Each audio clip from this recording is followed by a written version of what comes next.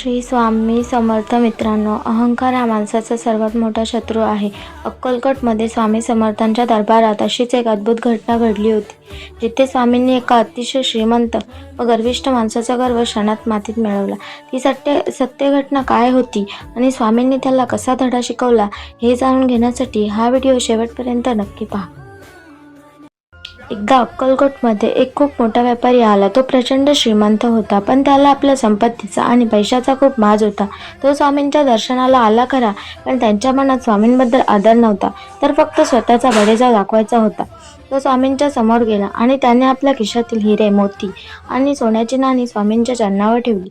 तो आजूबाजूच्या लोकांना दाखवून गर्वाने म्हणाला, स्वामी, मी तुमच्यासाठी हे मौल्यवान हिरे घेऊन आलो आहे. माझ्याकडे खूप संपत्ती आहे, मी काहीही विकत घेऊ शकतो. स्वामींनी त्या व्यापाऱ्याकडे पाहिले, तर स्वामींना त्याचा अहंकार लगेच समजला. स्वामी हसले आणि त्यांनी बाजूला पडलेला एक दगड उचलला.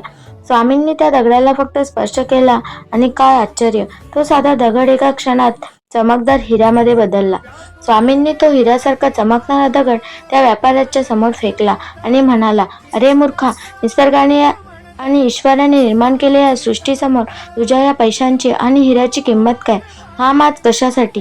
ते अद्भुत दृश्य पाहून स्वामींचे शब्द ऐकून त्या श्रीमंत व्यापाऱ्याचे पाय थरथर कापायला लागले. ज्या संपत्तीवर त्याला घमंड होता, ती स्वामींच्या एका स्पर्शाने तयार होणाऱ्या दगडासमोर तुच्छ होती. त्याला आपली चुकी समजली. त्याचा सर्व अहंकार गळून पडला. तो रडत रडत स्वामींच्या चरणावर पडला आणि क्षमा मागू लागला. मित्रांनो, स्वामींना पैसा किंवा संपत्ती नको असते. त्यांना फक्त भक्तांचे प्रेम आणि निष्पाप श्रद्धा हवी असते. जर तुम्हाला स्वामींची ही लीला आवडली असेल तर कमेंट बॉक्समध्ये श्री स्वामी समर्थ नक्की लिहा. अशाच सुंदर कथा ऐकण्यासाठी आपल्या चॅनलला आताच सबस्क्राईब करा आणि बेल आयकॉनला दाबा. धन्यवाद. श्री स्वामी समर्थ.